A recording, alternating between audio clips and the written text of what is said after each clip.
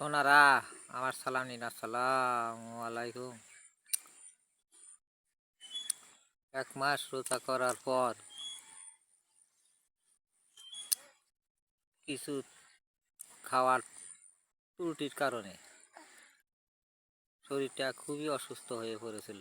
তারপরেও আপনাদের মাঝে দাঁড়ালাম কিছু কথা বলার জন্য। আমি বলি না আমার পাশে আপনারা থাকেন, কারণ মানুষ মাত্রই ভুল।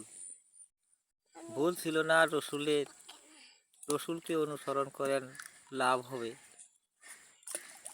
সঠিক জিনিস বুঝেন, সঠিক পথে থাকেন। সবারই জন্যে